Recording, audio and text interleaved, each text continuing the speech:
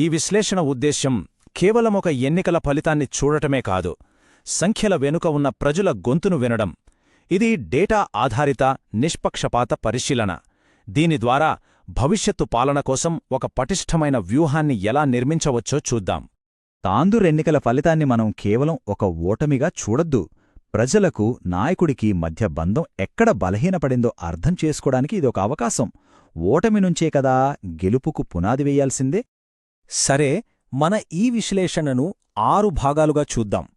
మొదట క్షేత్రస్థాయి వాస్తవాలతో మొదలుపెట్టి ఓటమి కారణాలను విశ్లేషించి చివరికి విజయానికి ఒక స్పష్టమైన బ్లూప్రింట్ వరకు మనం ప్రయాణిద్దాం. ఇది సమీక్ష కాదు, భవిష్యత్తుకు ఒక రోడ్ మ్యాప్. ఏ వ్యూహానికైనా మొదటి అడుగు క్షేత్రస్థాయి వాస్తవాలను అర్థం చేసుకోవడమే.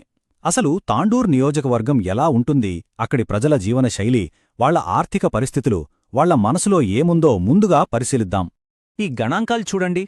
దాదాపు 19 లక్షల ఓటర్లు. ఇక్కడ ఆర్థిక వ్యవస్థ ప్రధానంగా సిమెంట్ పరిశ్రమ, వ్యవసాయంపై ఆధారపడి ఉంది.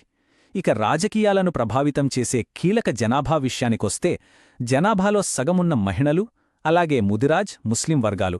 వీళ్లందరూ ఓట్లు దాదాపు 37%. అంటే వాళ్ల ఆకాంక్షలు, సమస్యలే ఇక్కడి రాజకీయాలకు కేంద్రబిందువు.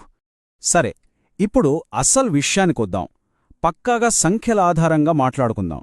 2023 ఎన్నికల ఫలితాలు మనకేం చెప్తున్నాయి, వాస్తవంగా ఏం జరిగిందో ఓసారి లోతుగా చూద్దాం. కేవలం 6583 ఓట్లు. ఓటమికి గెలుపుకు మధ్య ఉన్న తేడా ఇది. అంటే ఇది చాలా స్వల్ప తేడా. దీని అర్థం విజయం చేజారిపోయిందే తప్ప అందనంత దూరంలో లేదు. ప్రతి ఓటు విలువేంటో ఈ సంఖ్య మనకు స్పష్టంగా గుర్తుచేస్తుంది. ఈ చార్ట్ను గమనిస్తే ఒక ఆసక్తికరమైన విషయం తెలుస్తుంది. 2018తో పోలిస్తే బీఆర్ఎస్ ఓట్ల శాతం కొద్దిగా పెరిగింది, నిజమే. కానీ అదే సమయంలో కాంగ్రెస్ ఓట్ల శాతం అంతకంటే ఎక్కువగా పెరిగింది. ఈ మార్పులోనే ఓటమికి అసలు కారణం దాగి ఉంది. అంటే ఓటమికి 2 ప్రధాన కారణాలు స్పష్టంగా కనిపిస్తున్నాయి. ఒకటి, పార్టీలో అంతర్గతంగా సమన్వయం పూర్తిగా దెబ్బతినడం. 2, ప్రతిపక్షం ఇదే అదనుగా ప్రజల నాడిని పట్టుకుని స్థానిక సమస్యలపైనే పూర్తి దృష్టి సారించడం. ఇప్పుడు ఓటమికి దారితీసిన ప్రాథమిక కారణంలోకి ఇంకాస్త లోతుగా వెళ్దాం. అసలు క్షేత్రస్థాయిలో పార్టీ పట్టు ఎందుకు సడలింది? ఈ నిశ్శబ్ద పతనం వెనుక ఉన్న వ్యవస్థాగత వైఫల్యాలేంటో విశ్లేషిద్దాం. ఏ ఎన్నికలోనైనా బూత్ నిర్వహణ అనేది గుండెకాయలాంటిది. పార్టీ సందేశాన్ని, నాయకుడి భరోసాని ప్రతి ఇంటి గడపకు చేర్చే నాడీ వ్యవస్థ ఇది. ఇక్కడే ఓటర్తో అసలైన బంధం ఏర్పడుతుంది. ఇక్కడ ఏం జరిగిందో గమనించండి. పై స్థాయిలో నాయకుల మధ్య మొదలైన బహిరంగపూరు ఒక గొలుసుకట్టులా కిందికి పాకింది. అది జిల్లా స్థాయిని దాటి చివరికి క్షేత్రస్థాయిలో పనిచేసే బూత్ కెప్టెన్లని పూర్తిగా నిర్వీర్యం చేసింది. వాళ్ల నైతిక స్థైర్యం దెబ్బతినడంతో ఓటర్లతో సంబంధం పూర్తిగా తెగిపోయింది. క్షేత్రస్థాయిలో పార్టీ బలహీనపడినప్పుడు ప్రజల నిజమైన సమస్యలు వినబడవు. సిమెంటు దుమ్ముతో పంట నష్టపోతున్న రైతుల ఆవేదన, గుంతల రోడ్లతో ప్రజలు పడుతున్న ఇబ్బందులు, పావలా వడ్డీ కోసం ఎదురుచూస్తున్న మహిళల నిరీక్షణ, ఇవన్నీ గాల్లో కలిసిపోయాయి. ఇక్కడ మనం ఒక కీలకమైన విషయాన్ని గుర్తుంచుకోవాలి. ప్రజాస్వామ్యంలో ప్రజల నమ్మకం అనేది వాళ్ల గౌరవం మీద, మనం బాధ్యతగా మాట్లాడే మాటల మీద ఆధారపడి ఉంటుంది. ఆ నమ్మకాన్ని నిలబెట్టుకోవడమే నాయకుడి ప్రాథమిక కర్తవ్యం. అది దెబ్బతిన్నప్పుడు ప్రజలు ప్రత్యామ్నాయం వెతుక్కోవడం సహజం. ఇప్పటివరకు సమస్యను నిర్ధారించాం. ఇప్పుడు పరిష్కారం వైపు అడుగులు వెయ్యాలి. పునర్నిర్మాణం కోసం ఉపయోగపడే ప్రస్తుత బలాలు ఏంటి? మన ముందున్న అవకాశాలను ఎలా సద్వినియోగం చేసుకోవాలి? దానిపై దృష్టి పెడదాం. ఓటమి ఉన్నప్పటికీ పార్టీకి ఇంకా కొన్ని బలమైన పునాదులున్నాయి.